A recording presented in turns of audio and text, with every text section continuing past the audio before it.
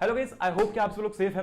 And आज हम लोग बात करने वाले हैं यार, जैसे कि तुमने टाइटल पढ़ लिया होगा, तुमने थंबनेल में देख लिया होगा कि यार अभी भी हो सकता है कि शायद हमने पढ़ना यार स्टार्ट नहीं किया। भैया मैंने अभी तक पढ़ना स्टार्ट नहीं किया। मेरे मिड टर्म एग्जाम्स आ रहे हैं, मेरे अभी एग्जाम्स आ रहे हैं स्कूल के, और मुझे समझ नहीं आ रहा कि मैं मेरा सिलेबस कैसे कंप्लीट करूं। भैया मैंने पढ़ तो लिया है, लेकिन मुझे कुछ समझ नहीं आ रहा है कि मैं रिवीजन कैसे करूंगा। तो आज हमने इस वीडियो के अंदर सिर्फ एक ही पॉइंट डिस्कस नहीं किया है, हमने 2-3 पॉइंट्स डिस्कस किए ताकि हमारा जो कंप्लीट पूरा डाउट है वो यहाँ पर सॉल्व हो जाए। इसी के साथ साथ if you are new to this channel don't forget to subscribe because we are very close to 100K। ठीक है, तो आज हम लोग सारी बातें धीरे धीरे करने वाले हैं। बिना किसी देरी के स्टार्ट करते हैं।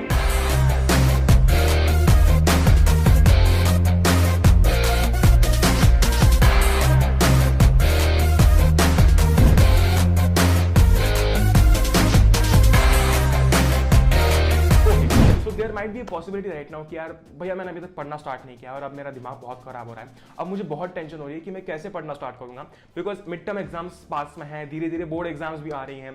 तो ये सब के चलते ना मेरे दिमाग में बहुत टेंशन हो रहा है। बट आज हम जरा प्रैक्टिकल बातें करने वाले हैं कि कैसे हम हमारा कोर्स भी कंप्लीट कर सकते हैं, हम हमारे रिविजन्स भी कर सकते हैं, और कैसे हम हमारे फाइनल गोल जो कि हमारी बोर्ड एग्जाम है उसमें तबाही मचा के आ सकते हैं। तो सबसे पहले पहला सिनेरियो हम लोग लेते हैं जहां पर मैंने अभी तक पढ़ना स्टार्ट नहीं किया है। ठीक है, मैंने अभी तक स्टार्ट नहीं किया और मेरी मिड टर्म एग्जाम्स आ रही है। मैं थोड़ा सा यहाँ पर मिड टर्म एग्जाम्स के रिस्पेक्टिव बात करूंगा, क्योंकि हो सकता है कि बहुत सारे लोगों के एग्जाम्स हो चुके होंगे, लेकिन बहुत सारे लोगों की एग्जाम्स अभी आने वाली होंगी। ठीक है, तो हम थोड़ा सा मिड टर्म एग्जाम के रिस्पेक्टिव में बातें करते हैं। देखो, सबसे पहले जो हमारी एग्जाम्स आने वाली हैं, मैं तुम्हें एक चीज क्लियर कर दूं कि ये सिर्फ एक प्रैक्टिस है। अगर आज 10 दिन बाद हमारा क्रिकेट का मैच है यार, तो 10 दिन पहले हमारा फोकस यही नहीं है कि मुझे आज के प्रैक्टिस मैच में 100 रन लाने हैं। मेरा आज का जो मोटो है, जो आज मेरा एम है कि यार मुझे मेरा बेस्ट इनपुट देना है ताकि उस आखिरी मैच में मेरा बेस्ट आउटपुट आ सके। तो तुम अगर ये सोच रहे हो कि मिड टर्म एग्जाम में मार्क्स अच्छा अगर नहीं आते हैं तो ऐसा हो जाएगा वैसा हो जाएगा, तो तुम ये सोचना छोड़ दो। देखो भी सबसे पहले सिनेरियो की हम लोग बात कर लेते हैं। तो जो हमारा सबसे पहला सिनेरियो है वो कुछ ऐसा है कि भैया मेरा काफी सारा सिलेबस छूट चुका है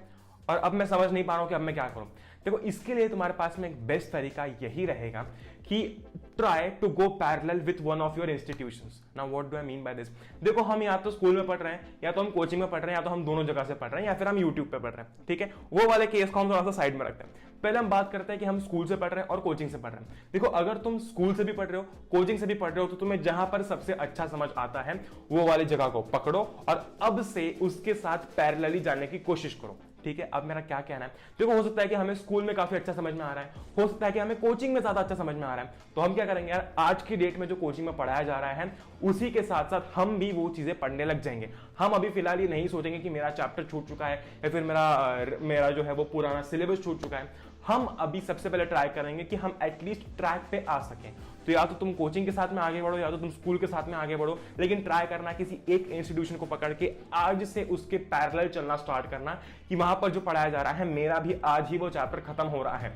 लेकिन भैया मुझे तो कोचिंग और स्कूल में समझ नहीं आ रहा, तो मैंने ऐसा कब बोला? देखो, मैं तुम ये कह रहा हूं यार, हम हमारी चेकलिस्ट के लिए क्या करेंगे यार कि हम एटलीस्ट हमारे पास में एक रहेगा ना, हमारे पास में एक एजेंडा रहेगा कि आज अगर मेरी कोचिंग में इलेक्ट्रिसिटी चैप्टर खत्म हो रहा है तो मुझे भी आज इलेक्ट्रिसिटी चैप्टर खत्म करना है। अब तुम या तो वो खुद से पढ़ सकते हो, या तो तुम्हें कोचिंग में समझ में आ रहा है, स्कूल में समझ में आ रहा है, वहां से पढ़ सकते हो, या फिर तुम यूट्यूब पर आकर पढ़ सकते हो। लेकिन हमारे पास में एक एजेंडा है कि यार आज की डेट में अगर इलेक्ट्रिसिटी कोचिंग में खत्म हो रहा है तो मेरा भी वो खत्म होना चाहिए।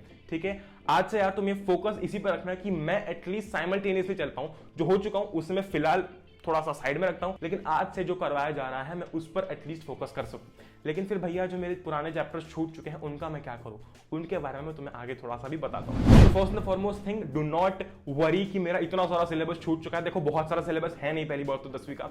ठीक है, और दूसरी बात ऐसी है कि अगर तुम्हें लग रहा है कि मेरा छूट चुका है तो एटलीस्ट आज की डेट से किसी एक इंस्टीट्यूशन के साथ में, स्कूल के साथ में या फिर कोचिंग के साथ में पैरेलली चलना स्टार्ट करो। जो वहां पर पढ़ाया जा रहा है तुम अगर वो पढ़ते हो तो तुम्हारे पास में एक चेक रहेगा, क्योंकि तुम्हारे पास में एक डेडलाइन रहेगी ना कि आज अगर 2 दिन बाद, ठीक है, 2 दिन बाद इलेक्ट्रिसिटी कोचिंग में खत्म हो रहा है तो मेरा भी 2 दिन बाद इलेक्ट्रिसिटी कोचिंग के साथ साथ खत्म हो जाना चाहिए। क्योंकि हमारे पास में जब एक डेडलाइन रहेगी तो हमें काम करने में और मजा आएगा, हमारे पास में काम करने के लिए एक एजेंडा रहेगा। अभी हमारे साथ में क्या हो रहा है ना कि कोई डेडलाइन ही नहीं है, कभी भी कर रहे हैं हम, कभी भी कुछ भी कर रहे हैं, लेकिन जब हमारे पास में एक डेडलाइन आ जाएगी तब हम आसानी से काम कर पाएंगे। ये हो गया हमारा फर्स्ट सिनेरियो जो कि हम फॉलो करने वाले हैं। लेकिन भैया मेरा सिलेबस अभी कंप्लीट नहीं हुआ है, लेकिन मेरी मिड टर्म एग्जाम्स भी आ रही है, तो मैं उस केस में क्या करूं? देखो, मिड टर्म में भी तुम्हारा जितना भी सिलेबस आ रहा है, जो भी सिलेबस आ रहा है, ठीक है, हम क्या करेंगे यार, अगर तुमने उसमें से कुछ भी अगर नहीं पढ़ा हो तो हम सबसे पहले क्या करेंगे कि हर एक चैप्टर के वन शॉट वीडियोस देखेंगे। ऑलराइट, अब वन शॉट वीडियोस क्या होते हैं? वन शॉट वीडियोस बेसिकली ऐसे वीडियोस होते हैं जहां पर 1 या फिर 1.5 घंटे के अंदर पूरा का पूरा चैप्टर कवर करवा दिया जाता है, खत्म करवा दिया जाता है, उसके कॉन्सेप्ट्स के साथ में थोड़े बहुत उसके क्वेश्चंस भी सॉल्व करवा दिए जाते हैं। ठीक है, तो यार अभी मैं वन शॉट वीडियोस देखने के लिए क्यों बोल रहा हूं? क्या मैं ये बोल रहा हूं कि तुम्हें हमेशा वन शॉट वीडियोस देखने हैं? नहीं, मैं तुम्हें ये बोल रहा हूं कि अभी अगर हमारे पास में टाइम कम है, हमारी मिड टर्म एग्जाम्स आ रही हैं, देखो वैसे तो मिड टर्म एग्जाम्स पे तुम्हें इतनी स्ट्रेस लेने की जरूरत है नहीं, लेकिन फिर भी यार हमारे मिड टर्म एग्जाम्स के लिए हम क्या कर सकते हैं, ये जो वन शॉट वीडियोस हैं ये देख सकते हैं। अब ये वन शॉट वीडियोस हमारी हेल्प इसलिए करेंगे क्योंकि ये कम टाइम में max to max concept cover करने का ट्राई करते हैं। ठीक है, अब मैं तुम्हें ये नहीं बोल रहा हूं कि तुम्हारे उस लेक्चर के अंदर, उस वन शॉट लेक्चर के अंदर पूरा का पूरा चैप्टर कवर हो जाएगा, तुम्हें और कुछ करने की जरूरत नहीं है।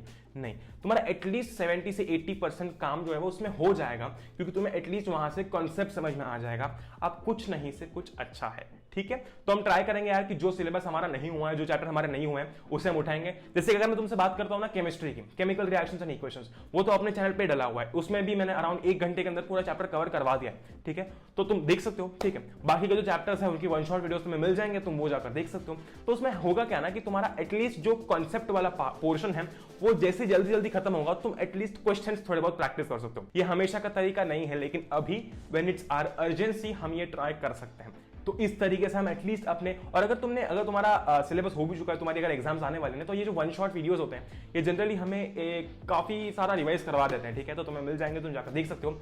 Now let us talk about कि भैया मिड टर्म का टेंशन नहीं है, ये टेंशन नहीं है, वो टेंशन नहीं है, लेकिन मेरी जो चीजें छूट चुकी हैं मैं उनका क्या करूं?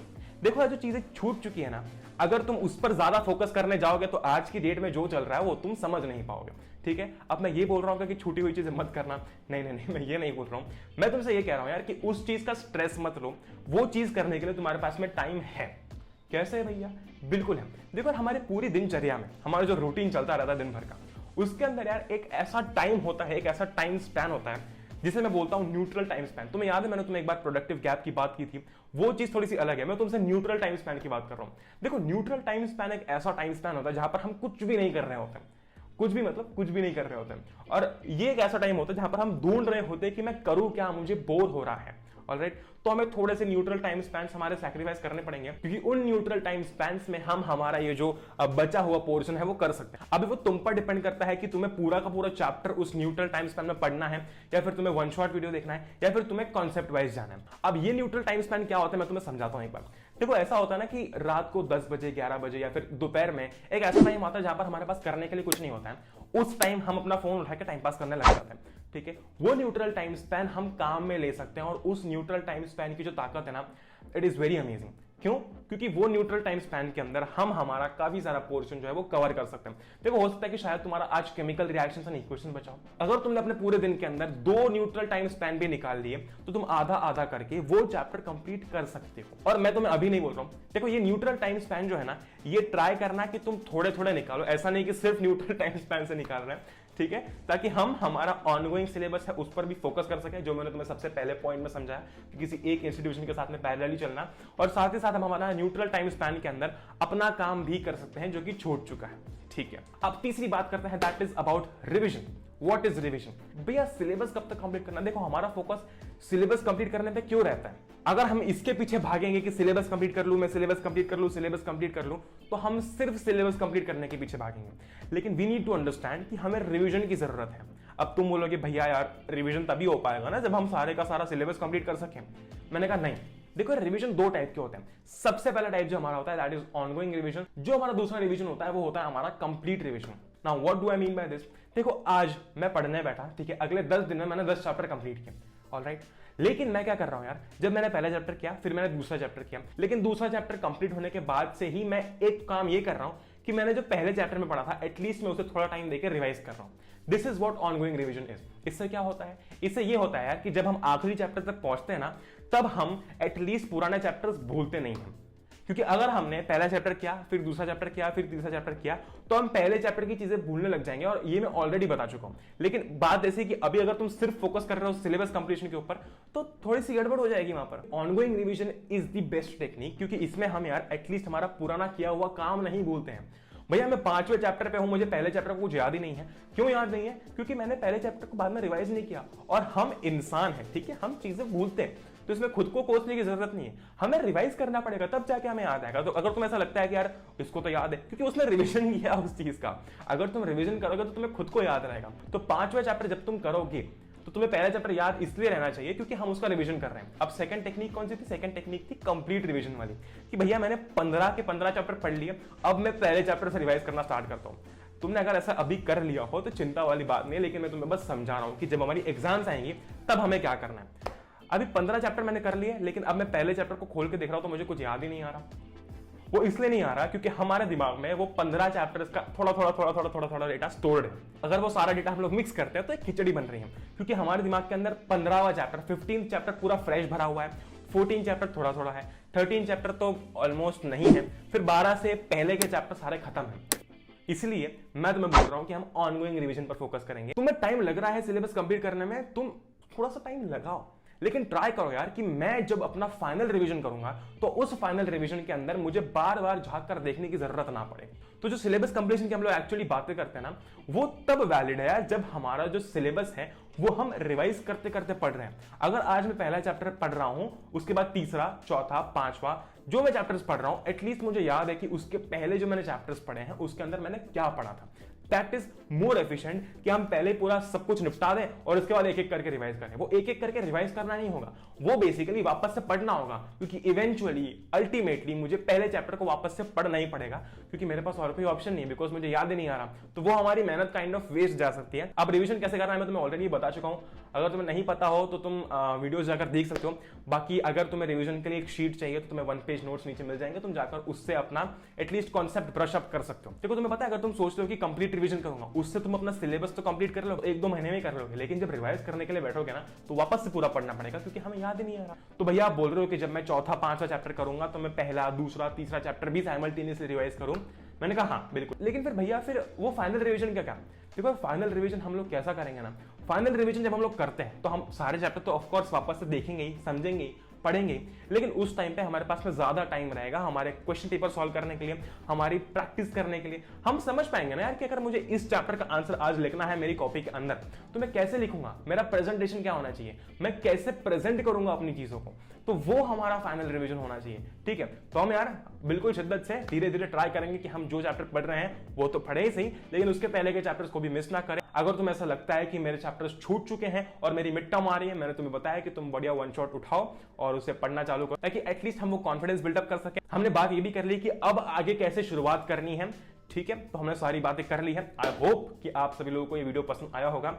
और again at the end I will tell you कि यार तुम्हें 10वीं में इतनी चिंता करने की जरूरत नहीं है। मैं ये बोल बोल के थक चुका हूं, लेकिन सही बता रहा हूं मैं, तुम्हें इतनी चिंता करने की जरूरत नहीं है। जब तुम्हारा आखिरी का टाइम आएगा 10th क्लास का, जब तुम आखिरी के 2-3 महीने में होंगे ना, तो तुम खुद एक बीस्ट मोड में आ जाओगे। तुम खुद नहीं सोचोगे फिर कि मैं क्या कर रहा हूं, क्यों कर रहा हूं, तुम बस अपना काम करोगे and focus on the input, you will of course get your result. Alright, तो इसी के साथ साथ आई होप कि आप सभी लोग सेफ हैं यार। Stay home, stay safe, enjoy करो and let me know, do you want me to take live classes? मुझे बहुत सारे कमेंट्स दिखे थे कि भैया लाइव क्लासेस, तो हमें यार बताओ मुझे कि लाइव क्लासेस लिए जाएं या फिर नहीं लिए जाएं। रिकॉर्डेड लेक्चर्स में ऑफ कोर्स अपलोड करूंगा, क्योंकि वो तो यार हमारा बिल्कुल हमारी जान है कि हम मस्ती करते करते चैप्टर्स कंप्लीट करते हैं। लेकिन if you want me to take live lectures, let me know, let us do something. ठीक है, इसी के साथ साथ बस यार जय हिंद, वंदे मातरम, एंजॉय करो यार। Will meet in the next one, till then bye.